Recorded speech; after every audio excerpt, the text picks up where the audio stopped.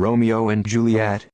In 1595, 6 years before Hamlet, Shakespeare created Romeo and Juliet.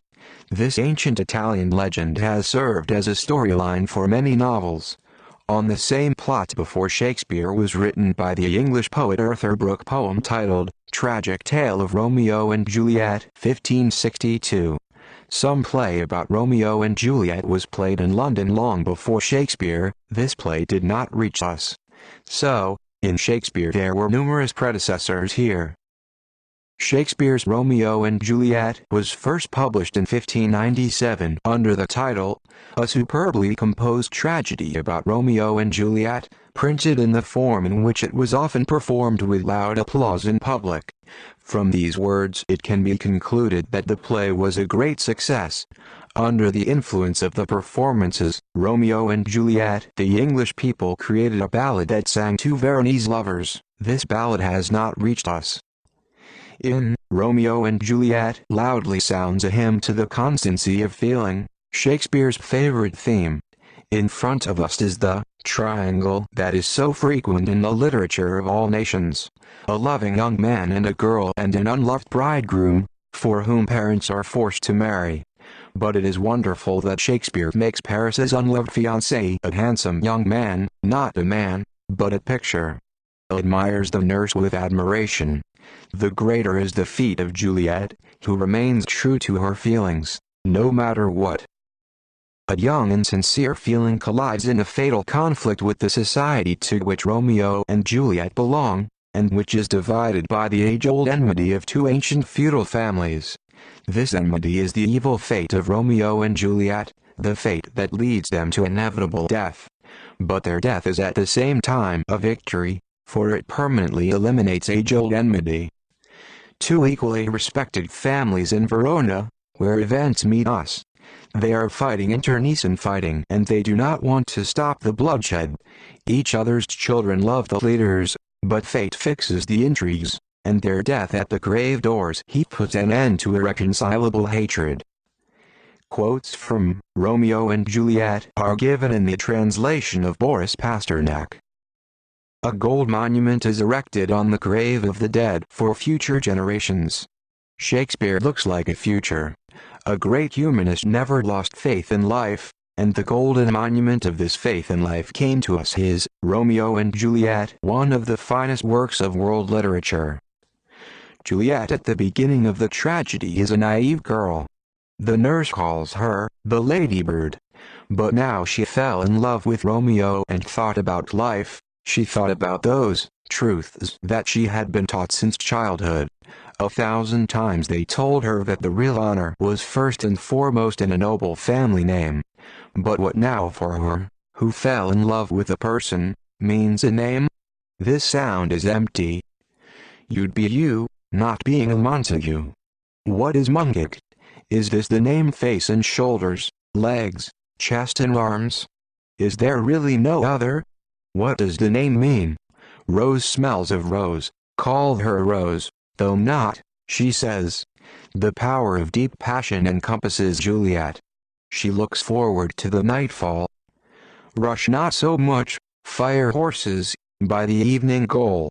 If only Phaethon you were a driver, you would have long been dominated, and darkness came over the earth. Come, night.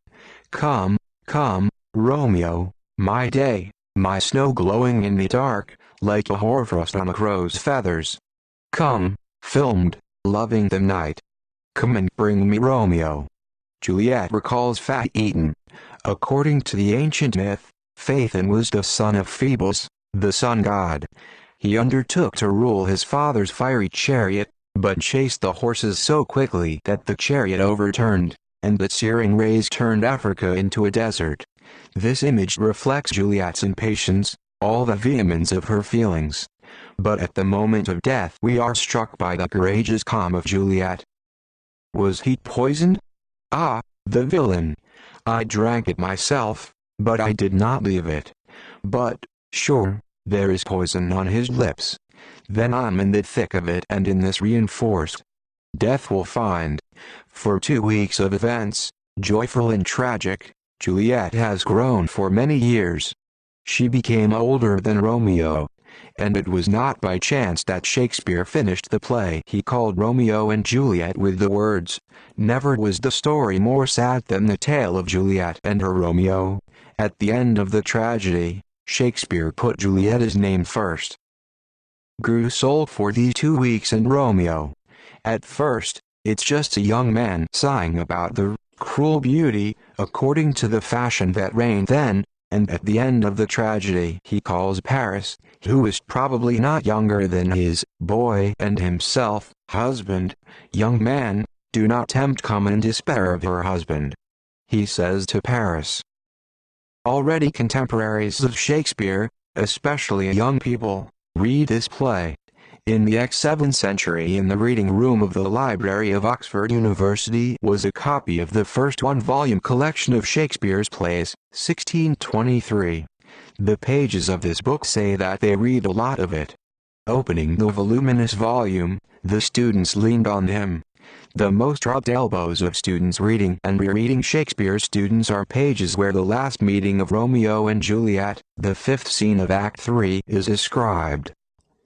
In this tragedy, a lot of beauty, gentleness, fun, Mercutio, nurse, comic servants. Epic con Monk Lorenzo, a scientist in a cassock. The whole atmosphere of the play is imbued with the feeling of youth and spring. Yet over this beautiful world already blows a grim wind.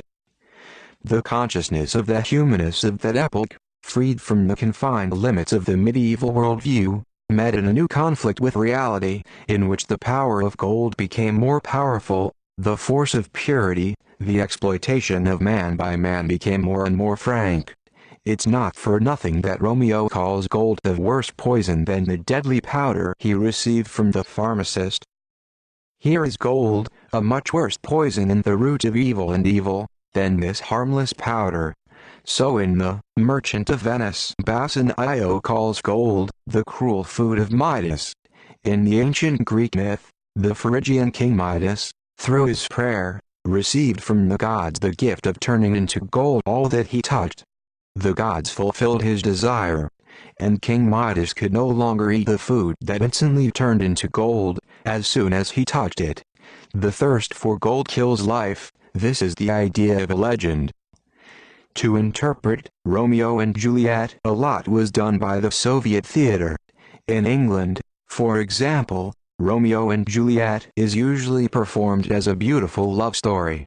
Scenes of fights and battles, the whole theme of the feuds of Montague and Capulets with this interpretation, no more than a series of interludes that can be compared with the introductions and vignettes in the book, with the battle design of the lyric novel, as one English critic put it.